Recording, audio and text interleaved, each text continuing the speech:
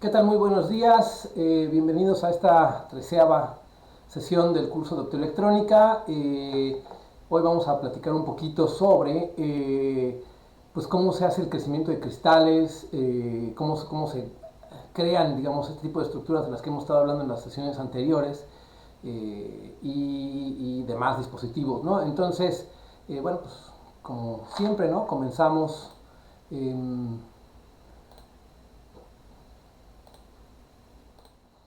ok, bueno. Básicamente hasta ahorita hemos hablado sobre algunos dispositivos para emisión de luz, ¿no? La clase pasada, de hecho, abordamos los diodos emisores de luz, que básicamente pues, son las fuentes por excelencia de estado sólido, ¿no? Si me permiten un segundo. Ok. Estas fuentes pues, de estado sólido, ¿no?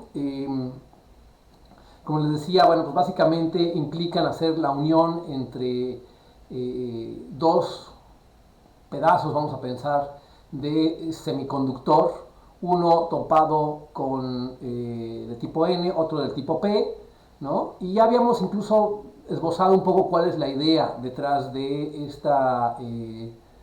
de estos dopantes, ¿no? Que es básicamente, si fueran, digamos, semiconductores del grupo 4, pues poner átomos, unos cuantos, ¿no? Átomos de grupo 3 para generar un semiconductor tipo P, donde haya, digamos, deficiencia de electrones y por tanto bueno, se generen estos portadores virtuales que llamamos huecos, ¿no?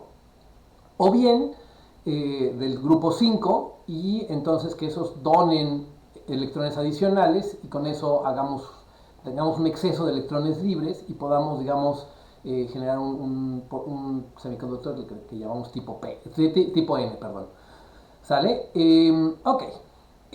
Hasta aquí, digamos, bueno, hemos dicho de la existencia de este tipo de dispositivos, hemos tratado de medio explicar un poco cómo funcionan, ¿no?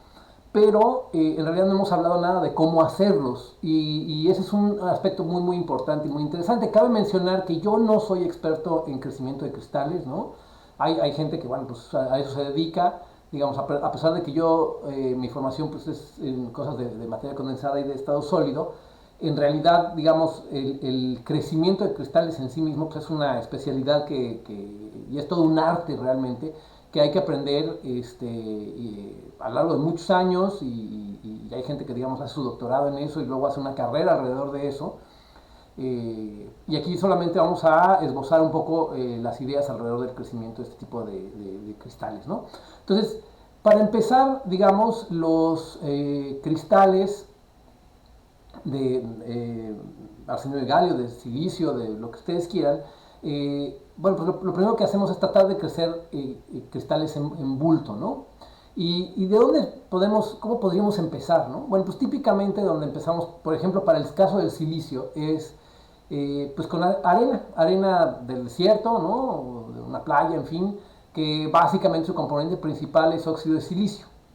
El óxido de silicio, digamos, pues bueno, se lava esa arena, ¿no? Para quitarle todo, pues la basura que hay en medio, ¿no? Materia orgánica, en fin. Y entonces uno queda con óxido de silicio, digamos, relativamente limpio, aunque aún tiene un montón de impurezas químicas. Luego se hace un procesamiento para limpiarlo realmente y entonces lo que uno tiene es vidrio y uno puede llevarlo a un vidrio de muy alta pureza y luego se hace algo de química para remover el oxígeno, ¿no? Y entonces quedarse simplemente con silicio. Ahora, ese silicio es lo que se llama silicio amorfo, es decir, no es el semiconductor, no es un cristal. Ese silicio amorfo, después hay que fundirlo a temperaturas muy altas. Entonces, típicamente lo que se hace es en un crisol, ¿no? En una cámara típicamente cerrada, donde se pone un gas inerte, nitrógeno, algún gas noble, o algo así, ¿no? Un gas que no reaccione con lo que está allá adentro. Bueno, pues se pone este silicio, ¿no? Entonces aquí se pone el silicio amorfo. Y entonces se empieza a calentar. ¿no? Lo calentamos a temperaturas tan altas que se funde. Y entonces lo que tenemos es como una laguna de silicio líquido, vamos a pensar, ¿no? Y entonces lo que se hace, bueno, pues aquí con una barra, ¿no? Metálica o bueno, de algún material, se baja lo que se llama una semilla. Una semilla es un cristalito ya de silicio cristalino, de muy buena calidad, ¿no? O sea, realmente las semillas tienen que ser silicio de extraordinariamente buena calidad. Y entonces se baja hasta que llega a tocar, digamos, la fundición, ¿no? El silicio fundido. Y entonces como esta semilla está más fría y además puede sacar calor a través de la barra, ¿no? Lo que sucede es que los átomos de silicio que se encuentran en la fundición se empiezan a adherir a la semilla.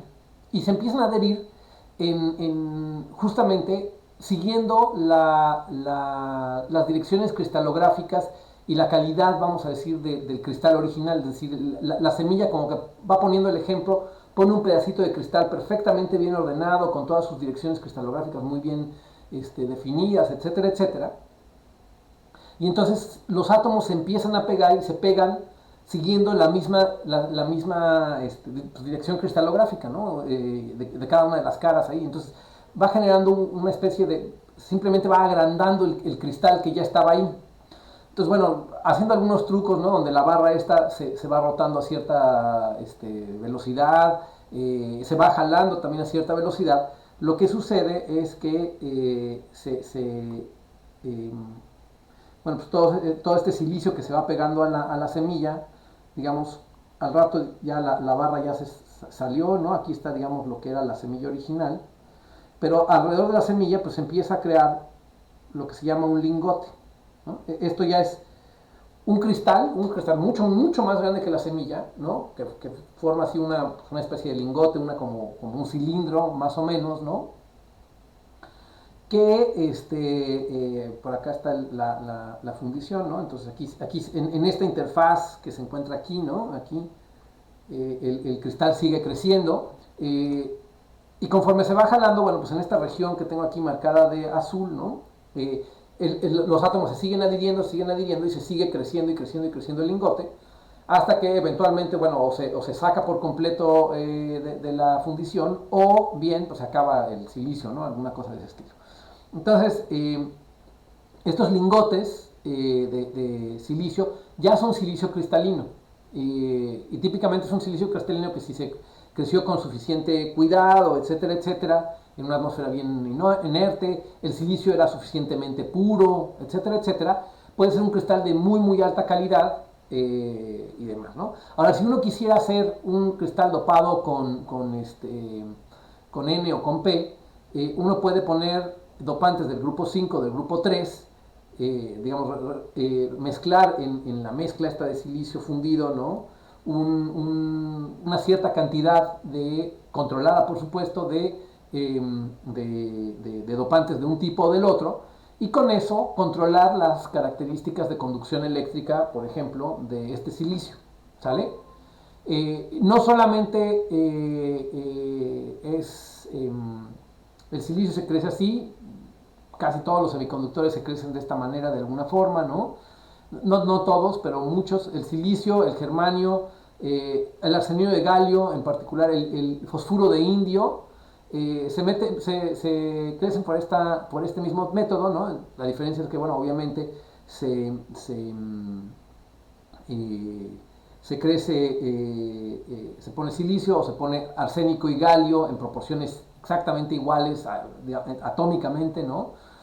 Para que crezca arsénico y galio con un dopante si es que se quiere, o fósforo e indio, bueno, en fin, los otros materiales, ¿no? Los que se quieran crecer. Entonces, esta es básicamente la técnica para crecer cristales de bulto, ¿sí? Es decir, trozos grandes, típicamente un lingote de estos puede llegar a medir más de 1 metro, ¿no?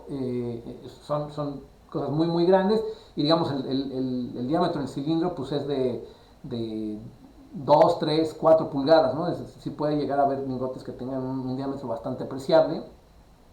Y después estos lingotes, bueno, obviamente se dejan enfriar, etcétera, etcétera.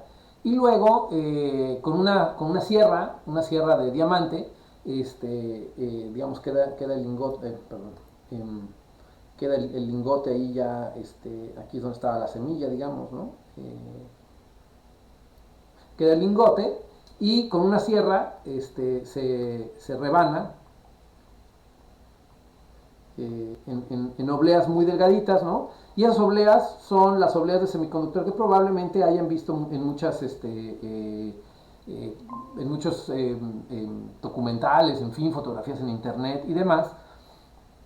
Y estas, bueno, pues se caracterizan muy bien, es decir, se puede caracterizar su conductividad eléctrica, etcétera, etcétera, y uno las puede comprar, ¿no? Y son la base sobre la cual se crecen todos los dispositivos semiconductores. Ahora, de nuevo, así no podemos crecer uniones, por ejemplo, ¿no? Uniones PN, etcétera, etcétera. Entonces, este es el primer paso para crear un dispositivo semiconductor, ¿sale? Pero existen algunas otras técnicas de crecimiento, en particular hay una que se llama, voy a escribirlo aquí, MBE, que quiere decir Molecular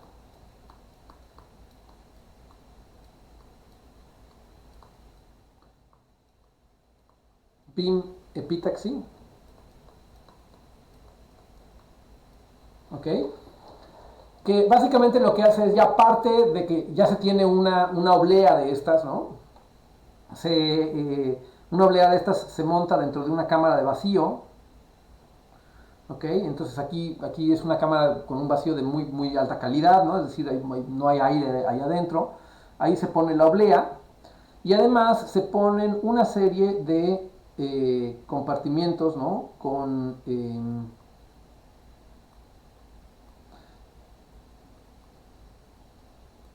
una serie de compartimentos donde uno puede poner distintos elementos, por ejemplo, silicio, o germanio, o galio, o arsénico, o en fin, ¿no? Y además estos compartimentos tienen una resistencia para calentarlos a muy alta temperatura, al punto de que se pueden evaporar todos estos distintos elementos, ¿no? Al estar en vacío, bueno, pues digamos es relativamente fácil evaporarlos, ¿no? Y además, bueno, tienen compuertas también estas cajitas, ¿no? Es decir, aquí tienen una compuerta que se puede abrir o cerrar, cada una de ellas. Y entonces, por medio de la temperatura y abrir y cerrar las compuertas, uno puede decidir, si sale o no cierto elemento, el vapor de cierto elemento, y dos, qué tanto flujo, digamos, de átomos tiene, es decir, entre más lo caliente, pues más vapor se genera, o entre más frío lo mantenga, bueno, pues menos vapor se genera, ¿no? Entonces, digamos que podemos utilizar aquí una oblea, pensemos de silicio, y pensemos que es intrínseco, es decir, que no tiene dopantes, y podemos evaporarle, no sé, átomos de silicio, pensemos que aquí hay silicio, entonces podemos evaporarle átomos de silicio, ¿sí? Y si la oblea se mantiene a una cierta temperatura, ¿no? Típicamente esos crecimientos se hacen a temperaturas más o menos altas, algunos cientos de grados, digamos que no son suficientes para volver a fundir la oblea, pero sí la mantenemos bastante caliente, ¿no? En el vacío, y bueno, pues estos átomos de silicio que están evaporándose ahí, que pues prácticamente siguen trayectorias balísticas, es decir, rectilíneas, llegan a la superficie del silicio y ¡poc! Ahí se pegan, ¿no? Y entonces se empieza a crecer en la misma dirección cristalográfica que venía también la oblea, ¿no?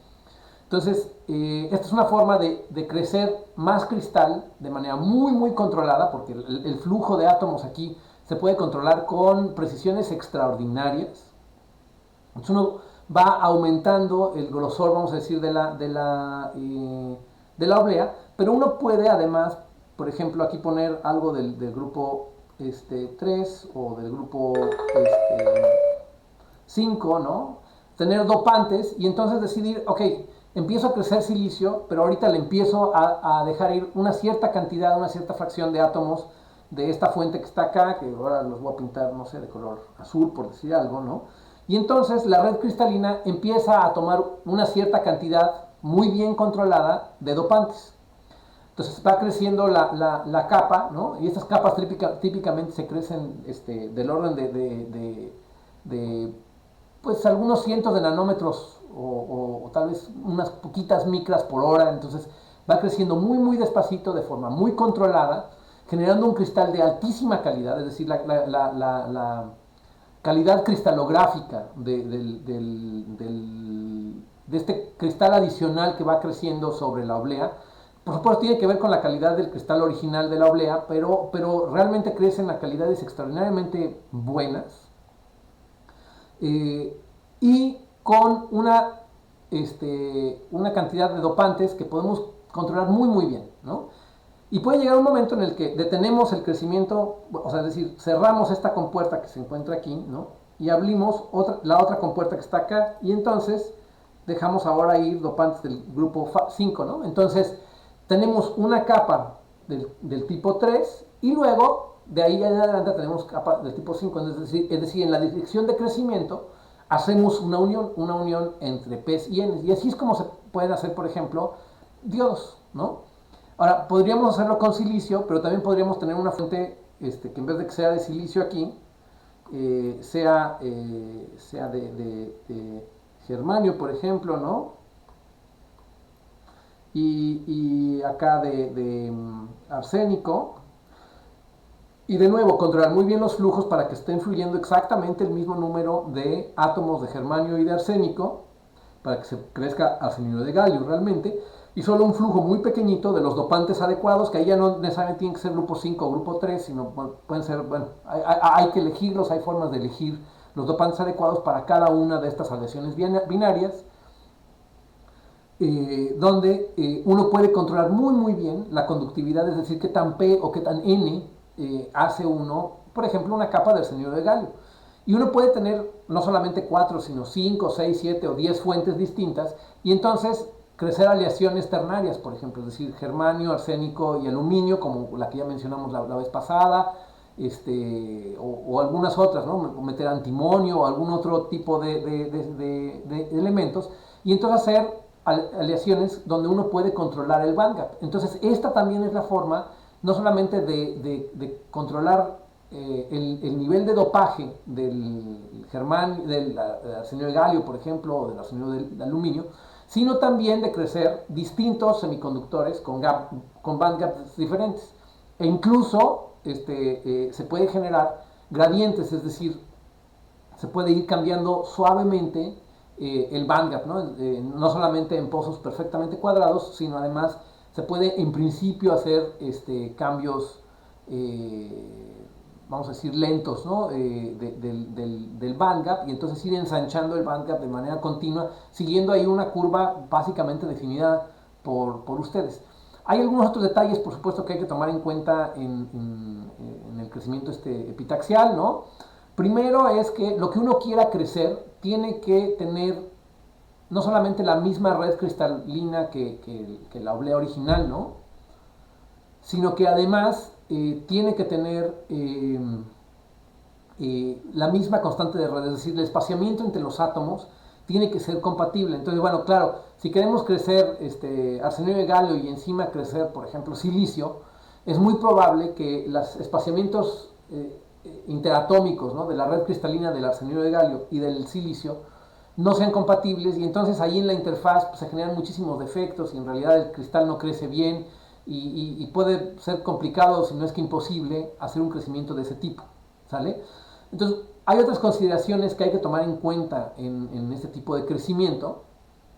Es decir, que si uno va variando, por ejemplo, las concentraciones de germanio, arsénico y, por ejemplo, aluminio, es decir, germanio y aluminio, podríamos ir decidiendo poner más aluminio y menos germanio. A lo mejor llega un momento en el que la fracción de aleación tiene una constante de red tan diferente que ya no se puede seguir creciendo sobre el mismo sustrato, no sé si se da un poco a entender la idea. Es decir, si los átomos de una capa están espaciados así y los átomos de la siguiente capa están espaciados así, pues el cristal ya no sigue creciendo adecuadamente porque ya no encuentra como los mismos lugares para crecer y entonces ya no se ordenan bien las redes cristalinas, se generan muchos defectos, en fin. Una serie de consideraciones adicionales que también hay que tomar en cuenta y que la gente que hace esto profesionalmente, ¿no? El crecimiento de cristales por métodos epitaxiales, bueno, pues ya sabe hacer muy bien, etcétera, etcétera. E incluso hay trucos para usar aleaciones cuaternarias donde se varía tanto el metal, la fracción de aleación del metal como del no metal, para ir encontrando aleaciones con distintos band gaps, pero que además cuadren sus redes cristalinas, ¿no? Entonces hay formas para hacer todo este tipo de cosas de manera adecuada y que la gente que hace crecimiento epitaxial sabe hacer muy bien, ¿no? Además de esta técnica, ahora, esta técnica es muy buena, probablemente los cristales de mayor calidad, es decir, con el menor número de defectos y con el control, digamos, de su estructura, de sus proporciones químicas, más cuidadoso, más perfecto que se puede crecer, es con esta técnica, ¿no? El MBE, el crecimiento epitaxial por haz molecular, definitivamente es la mejor manera de crecer cristales. Tiene un problema, ¿no? Es un método extraordinariamente lento, ¿no? Es decir, se pueden crecer cientos de nanómetros o tal vez algunas micras por hora. Entonces, realmente, pues crecer industrialmente cristales por este método, pues realmente no es muy viable. Y luego tiene otros problemas, ¿no? Un equipo de estos de MBE pues está costando del orden de $1.000.000. Son equipos extraordinariamente caros y que además su manejo, su mantenimiento, su operación implica gente con muchísima experiencia. Son equipos pues relativamente, vamos a decir, difíciles de mantener contentos, ¿no? Entonces se les tiene que estar dando mantenimiento, ajustes permanentemente, hay que cuidarlos mucho, se requiere personal muy bien calificado, con mucha intuición, con mucho conocimiento, muchísimas horas, digamos, de uso de un equipo de estos para mantenerlos operando. Entonces su operación industrial pues no es viable, ¿no? Y el método en sí mismo es muy caro, ¿no? Pero o sea, aquí es como se crecen los mejores cristales. Ahora, este es un método, como les digo, entonces no es muy utilizado en la industria, o al menos hasta donde yo sé, prácticamente nadie lo usa en la industria, pero sí es un excelente método para hacer investigación. O sea, pues realmente se pueden crecer cristales casi perfectos, sin defectos, con control muy fino de sus concentraciones de dopantes, de las aleaciones, etcétera, etcétera. ¿Okay? Sin embargo, este tipo de crecimiento epitaxiales, o sea, la necesidad de un método de crecimiento epitaxial más económico y más viable para la industria, bueno, pues creó, vamos a decir, bueno, dio lugar a que se creara otro método que sí es más utilizado en la industria, es como se crecen muchos de los dispositivos semiconductores que tenemos a mano, ¿no? Los láseres, los dedos láseres que vemos, los LEDs, etcétera, etcétera, que es por el método de se llama MOCVD, que esto viene de Metal or Organic, perdón, ya me quedó muy fea esa H, Chemical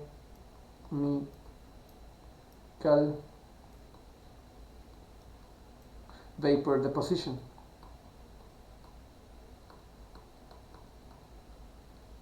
¿Ok?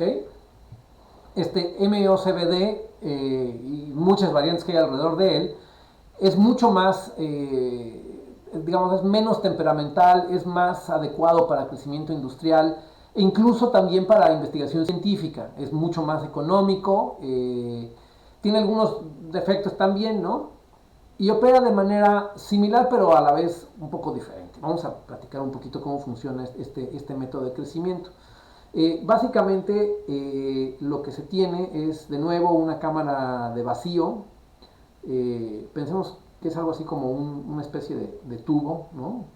Donde aquí tenemos de nuevo la oblea, ¿no? La oblea se encuentra aquí, de nuevo calentada también a algunos cientos de grados para que eso ayuda a que, digamos, conforme los átomos se van pegando, más o menos como que vibren y se acomoden en sus lugares en la red cristalina y el cristal crezca adecuadamente, ¿no? Este tubo, pues aquí hay una bomba de vacío, ¿no? Que mantiene la presión muy baja. De nuevo, también necesitamos que no haya aire y demás cosas acá. Y luego esto, aquí se pueden, en este tubo, o, bueno, o a través de varios tubos, uno puede meter distintos gases, ¿ok? Estos gases típicamente son, por ejemplo, si uno va a hacer arsenio de galio, uno toma algún radical orgánico, ¿no? Es decir, algo con carbonos, oxígenos y demás, hidrógenos, ¿no? Que tenga pegado por ahí un germanio, ¿no? Que tenga algún enlace con una cosa ahí que tenga, puede ser cualquier radical orgánico, bueno, no cualquiera, pero hay muchos radicales orgánicos que funcionan, ¿no? Y luego también tomamos otro radical, no necesariamente tiene que ser el mismo, por ejemplo con arsénico. Entonces, al meter esos gases por estos tubos, pensemos que este lo voy a pintar de amarillo y este lo voy a pintar de azul. Por aquí metemos uno de los gases, por acá metemos otro de los gases. Esos gases aquí reaccionan y típicamente los radicales orgánicos tienen más afinidad para reaccionar y formar alguna otra molécula o conjunto de moléculas orgánicas, y entonces como que botan al germanio y botan al arsénico, que desde el punto de vista energético, pues lo que más les conviene es pegarse a la superficie del, del, del, eh, del cristal, ¿no? Y entonces, de nuevo, empieza a pasar algo muy similar, se empieza a crecer el cristal respetando la estructura cristalográfica que ya venía de la oblea, y ahí bueno, se van poniendo germanios y arsénicos, y controlando el flujo de estos gases uno puede controlar con también bastante precisión las proporciones de germanio y arsénico, o por ejemplo de otros dopantes, ¿no? Podría poner por acá algún dopante para decidir, bueno, pues hacerlo un poco más N o un poco más P. También se puede utilizar con silicio, germanio, ¿no? Es decir, puede usarse también hay radicales, hay gases, siliceno y no sé cuáles otros, ¿no? Que se utilizan en este tipo de cosas para depositar silicio o para, de nuevo, germanio, arsénico, fósforo, indio, etcétera, etcétera. Y entonces uno, controlando los flujos de gases, puede controlar los niveles de dopaje, o cambiar de dopante, o las fracciones de aleación, ¿no? Es decir, cuánto pone uno. Por ejemplo, si de nuevo hiciéramos una aleación de germanio, aluminio, arsénico, pues cuánto germanio y cuánto aluminio se pone mientras ponemos la cantidad correcta de arsénico, etcétera, etcétera.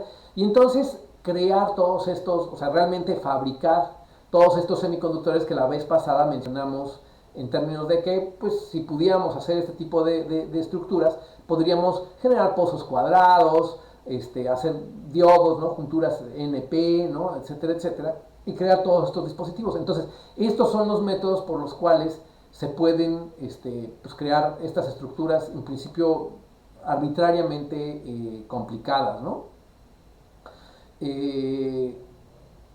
Entonces, bueno, pues de nuevo, ¿no? Con esto tenemos las formas o los instrumentos para crear los dispositivos optoelectrónicos, ¿no? Entonces, así es como se crecen los LEDs, así es como se crecen otros dispositivos, ¿no? Como como lo que se llaman los láseres de cascada cuántica, que esos sí están basados en hacer pozos cuánticos, ¿no? Por ejemplo, esto es tomado de un artículo, ¿no? Donde básicamente se hacen un conjunto de pozos cuánticos crecidos así. Esta es una micrografía electrónica de la sección transversal, ¿no? Del crecimiento ya real de una de estas estructuras, es decir, se toma una oblea y se van creciendo distintas capas con distintas composiciones, y ahí se pueden ver, ¿no? Después podemos trozar una de estas obleas y hacer una micrografía electrónica de canto, y ahí se ven todas estas conjuntos de distintas capas que van generando pozos cuánticos como lo habíamos dibujado la vez pasada, no sé si se acuerdan. Es decir, si esta es si yo grafico, digamos, esta dirección de crecimiento así, ¿no? Es decir, la pongo aquí así, y voy poniendo el bandgap y voy eligiendo los semiconductores adecuados, yo puedo ir generando una banda de conducción que se vea así, donde yo puedo controlar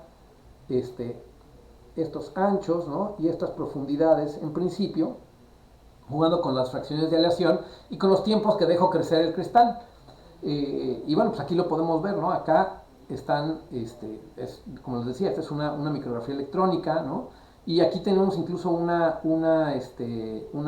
referencia de distancia, ¿no? O sea, esa flecha amarilla que está ahí, pues son del orden de 50 nanómetros. Entonces estas capitas son realmente capas muy pequeñas, son de una fracción de 50 nanómetros. Estamos hablando de capas pues, de unos cuantos nanómetros.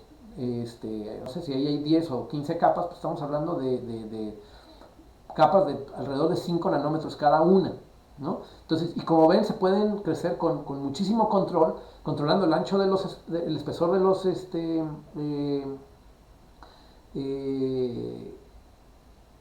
de los pozos cuánticos, y con eso generar ahora una suerte de diodo, ¿no? Donde los estados digamos, al aplicar un voltaje sobre esto que vemos acá, como lo habíamos hecho en las veces pasadas, ¿no? Lo que obtenemos es una estructura de bandas que ahora es la misma estructura de bandas, pero ahora queda inclinada por el campo eléctrico aplicado, ¿no? Entonces, se ve más o menos así, es decir, se ve algo como de este estilo, y donde entonces los niveles ya, digamos, de este potencial, ¿no? Azul, pues pueden quedar así, por ejemplo, ¿no? Y si, digamos, este y este se alinean y tienen una serie de cosas, uno puede inducir, poblar, ¿no? Que los electrones que se encuentran en el estado base en este pozo sean inyectados a este otro pozo, es decir, puede haber tunelamiento, sean inyectados a este pozo y luego decaigan a este otro estado. Este a su vez puede tunelear a este otro si se alinea adecuadamente y volver a caer, por eso se llaman láseres de cascada cuántica, porque un solo electrón puede irse tuneleando y cada vez que cae en esta cascada, ¿no? Emite un fotón. Entonces cada una de estas transiciones que proviene de un solo electrón transitando por toda esta conjunto de pozos, va emitiendo en cada paso, en cada pozo, va emitiendo un fotón, ¿no? Y con eso, pues, bueno, uno puede, digamos, decidir el espaciamiento entre estas transiciones, ¿no? Es decir, esta distancia que hay aquí entre estas transiciones, y entonces elegir la longitud de onda. Y por ejemplo, ese es el tipo de cosa, el tipo de dispositivo con los cuales, como les decía, se había logrado por primera vez emitir radiación con un sistema cuántico en la región de terahertz, que es ahí una banda electromagnética que se encuentra entre el infrarrojo y las microondas, ¿no? Entonces, bueno, pues este tipo de tecnología que les decía, bueno, podemos, o sea, simplemente controlando las temperaturas, ¿no? Por ejemplo, con el caso del crecimiento por haz molecular, ¿no? Controlando las temperaturas y los tiempos, ¿no? Podemos controlar muy bien los espesores de las capas y realmente crear dispositivos cuánticos a voluntad, ¿no? Con las características cuánticas que uno quiera.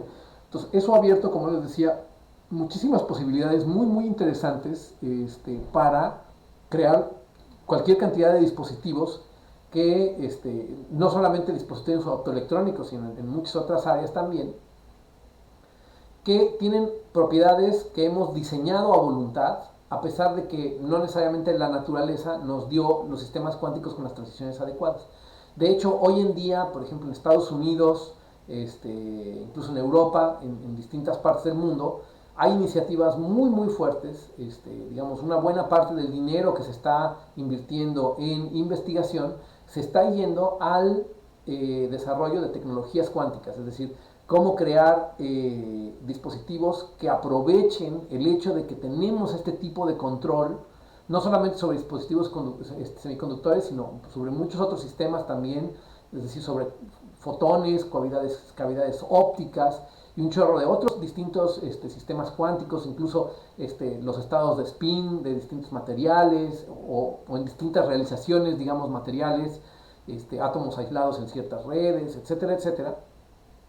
Pero ese tipo de capacidades donde ya hemos llegado al punto de poder realmente controlar y decidir y hacer ingeniería cuántica y con ello controlar a voluntad prácticamente las propiedades de distintas estructuras. Y ahora la idea es cómo hacemos dispositivos que sean útiles en la industria, en la medicina, en la aplicación que a ustedes se les ocurra, ¿no? A partir de esta posibilidad de crear sistemas cuánticos a voluntad, ¿no?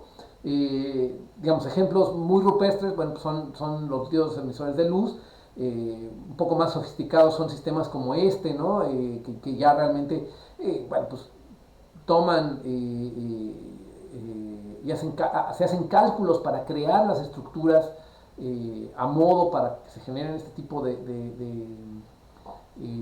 estructuras para poder emitir luz o tener cualquier otras propiedades, básicamente a voluntad, ¿no? Entonces, bueno, pues esto, digamos, con esto más o menos cerramos la parte de crecimiento de cristales y dispositivos emisores de luz, ¿sale? Y de nuevo, con este tipo de técnicas, que no solamente se pueden aplicar a semiconductores, uno podría en principio crecer muchos otros cristales que no necesariamente sean semiconductores y también modular sus propiedades ópticas, eléctricas, etcétera, etcétera, utilizando más o menos el mismo principio. Y de nuevo, también tenemos otras posibilidades. Esta, digamos, implica el confinamiento cuántico en una dirección, en la dirección de crecimiento. Pero en principio uno puede también hacer materiales con confinamiento bidimensional o tridimensional, ¿no? Entonces ahí tenemos también lo que se llaman los quantum dots, ¿no? Que básicamente son esferitas de un semiconductor embebidas en otro semiconductor, y entonces ahí ya no tenemos confinamiento solamente en una dirección, sino tenemos confinamiento tridimensional. Y de nuevo, jugando un poco con la química y con las temperaturas y con una serie de otras variables, a la hora de hacer el crecimiento, uno puede generar estas como islitas tridimensionales, estas como bolitas tridimensionales, embebidas de un semiconductor, embebidas en otro semiconductor. Y de nuevo, conferir propiedades prácticamente a voluntad. Eh, entonces con eso, bueno, se abren un montón de posibilidades ya para hacer muchísimos dispositivos que bueno, pues nos permitan generar soluciones en muchísimos ámbitos, ¿no? Desde sensado, emisión de luz, detección de luz, eh, eh, o incluso otras propiedades que pudieran ser de interés, ¿sale? Ok, muy bien. Con esto concluimos pues esta sesión del día de hoy sobre el crecimiento de semiconductores y cómo se fabrican todas estas diferentes dispositivos. Y bueno, pues no me queda más que agradecerles, invitarlos a que por supuesto se suscriban al canal, le den like si les gustó el video y bueno, pues seguiremos en la próxima sesión. Muchísimas gracias.